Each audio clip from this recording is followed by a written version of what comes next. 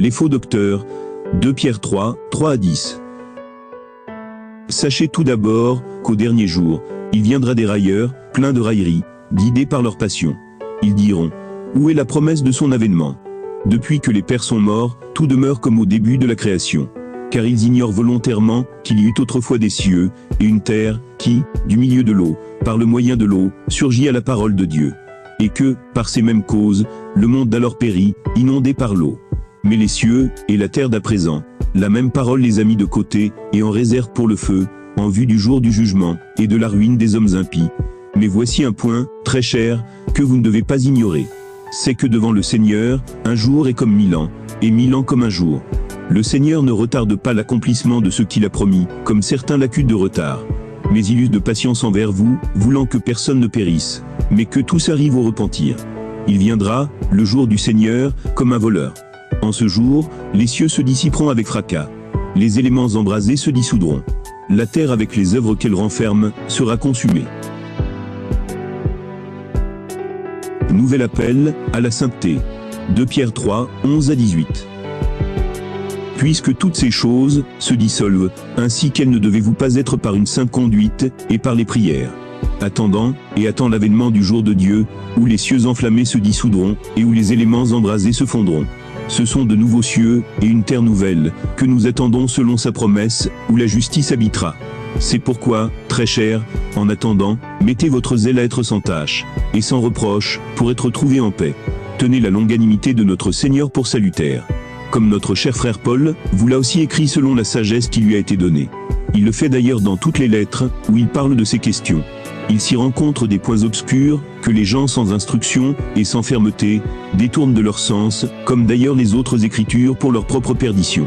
Vous donc, très chers, étant avertis, soyez sur vos gardes, de peur qu'entraînés par l'égarement des criminels, vous ne veniez à déchoir de votre fermeté. Mais croissez dans la grâce, et la connaissance de notre Seigneur, et Sauveur Jésus-Christ. À lui la gloire, maintenant, et jusqu'au jour de l'éternité. Amen. Conditions, pour entrer dans la vie intérieure de Jésus. Observez les commandements. 1 Jean 2, 3-11. À ceci, nous savons que nous le connaissons, si nous gardons ses commandements. Qui dit « Je le connais » alors qu'il ne garde pas ses commandements, est un menteur. Et la vérité n'est pas en lui. Mais celui qui garde sa parole, c'est en lui vraiment que l'amour de Dieu est accompli. À cela, nous savons que nous sommes en lui. Celui qui prétend demeurer en Jésus, doit se conduire à son tour, comme lui s'est conduit. Bien-aimés, ce n'est pas un commandement nouveau, que je vous écris, c'est un commandement ancien, que vous avez reçu dès le début. Ce commandement ancien, est la parole que vous avez entendue. Et néanmoins, encore une fois, c'est un commandement nouveau, que je vous écris. Ce qui est vrai pour vous, comme pour lui. Puisque les ténèbres s'en vont, et que la véritable lumière brille déjà. Celui qui prétend être dans la lumière, tout en haïssant son frère, est encore dans les ténèbres. Celui qui aime son frère, demeure dans la lumière, et il n'y a en lui, aucune occasion de chute. Mais celui qui est son frère, est dans les ténèbres.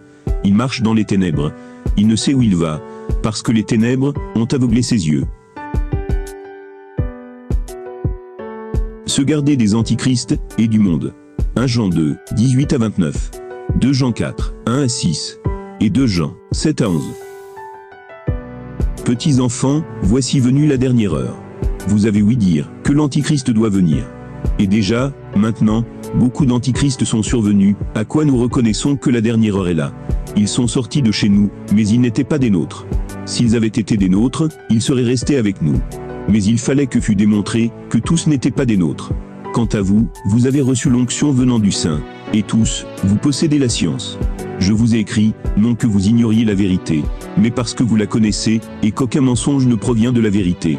Qui est le menteur, sinon celui qui nie que Jésus soit le Christ? Le voilà l'Antichrist. Il nie le Père et le Fils. Quiconque nie le Fils, ne possède pas non plus le Père. Qui confesse le Fils, possède aussi le Père. Pour vous, que ce que vous avez entendu dès le début, demeure en vous. Si en vous demeure, ce que vous avez entendu dès le début, vous aussi, vous demeurerez dans le Fils, et dans le Père. Or telle est la promesse que lui-même vous a faite, la vie éternelle.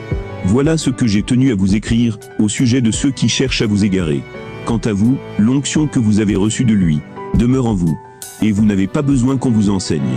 Mais puisque son onction vous instruit de tout, qu'elle est véridique, non mensongère, comme elle vous a instruit, demeurez en lui. Oui, maintenant, demeurez en lui, petits enfants. Pour que, s'il venait à paraître, nous ayons pleine assurance, et non point la honte, de nous trouver loin de lui, à son avènement. Si vous savez qu'il est juste, reconnaissez que quiconque pratique la justice, est né de lui.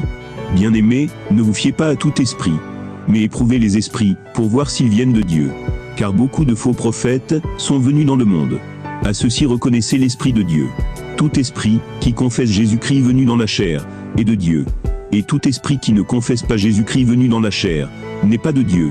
C'est là l'esprit de l'Antichrist. Vous avez entendu dire qu'il allait venir. Eh bien, maintenant, il est déjà dans le monde. Vous, petits enfants, vous êtes de Dieu, et vous les avez vaincus. Car celui qui est en vous, est plus grand que celui qui est dans le monde. Eux, ils sont du monde. C'est pourquoi ils parlent d'après le monde, et le monde les écoute. Nous sommes de Dieu. Qui connaît Dieu, nous écoute.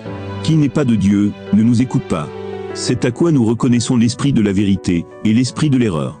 C'est que beaucoup de séducteurs, se sont répandus dans le monde, qui ne confessent pas Jésus-Christ, venu dans la chair. Mais plutôt, Dieu lui-même fait chair. Ou encore, un prétendu Jésus-Dieu. Voilà bien le séducteur, l'Antichrist. Ayez les yeux sur vous, pour ne pas perdre le fruit de nos travaux. Mais recevoir au contraire, une pleine récompense. Quiconque va plus avant, et ne demeure pas dans la doctrine du Christ, ne possède pas Dieu. Celui qui demeure dans la doctrine, c'est lui qui possède, et le Père, et le Fils. Si quelqu'un vient à vous, sans apporter cette doctrine, ne le recevez pas chez vous, et abstenez-vous de le saluer. Celui qui le salue, participe à ses œuvres mauvaises. Rompre avec le péché. 1 Jean 3, 3-10. Quiconque a cette espérance en Christ, se rend pur, comme Christ est pur. Quiconque commet le péché, commet aussi l'iniquité. Car le péché est l'iniquité. Or vous savez que Christ s'est manifesté, pour ôter les péchés. Et qu'il n'y a pas de péché en lui. Quiconque demeure en lui, ne pêche pas. Quiconque pêche, ne l'a vu, ni connu. Petits enfants, que personne ne vous égare. Celui qui pratique la justice, est juste comme Christ est juste. Celui qui commet le péché, est du diable. Car le diable est pécheur dès l'origine. C'est pour détruire les œuvres du diable, que le Fils de Dieu est apparu. Quiconque est né de Dieu, ne commet pas le péché. Parce que la sémence de Dieu demeure en lui. Il ne peut pécher, étant né de Dieu. À ceux-ci sont reconnaissables les enfants de Dieu, et les enfants du diable. Quiconque ne pratique pas la justice, n'est pas de Dieu. Ni celui qui n'aime pas son frère. La perversité du pape, des prêtres, des prétendus prophètes, et des pasteurs. Jude 11, à 16. Malheur à eux, car c'est dans la voie de Caïn qu'ils sont allés. C'est dans l'égarement de Balaam, qu'ils se sont jetés pour un salaire. C'est par la révolte de Corée, qu'ils ont péri. Ce sont eux, les écueils de vos agapes. Ils font bonne chère, sans vergogne. Ils se repaissent. Nuée sans eau, que les vents emportent. Arbre de fin de saison, sans fruits. 2 fois mort, déraciné. Houle sauvage de la mer, écumant sa propre honte. Astre errant, auquel les ténèbres épaisses, sont gardées pour l'éternité. C'est aussi pour eux, qu'a prophétisé en ces termes Enoch, le 7e patriarche depuis Adam. Voici, le Seigneur est venu avec ses saintes myriades, afin d'exercer le jugement contre tous, et de confondre tous les impies, pour toutes les œuvres d'impiété qu'ils ont commises, pour toutes les paroles dures, qu'ont proférées contre lui les pécheurs impies. Ce sont eux qui murmurent, se plaignent. Ils marchent selon leur convoitise. Leur bouche dit des choses orgueilleuses. Ils flattent par intérêt.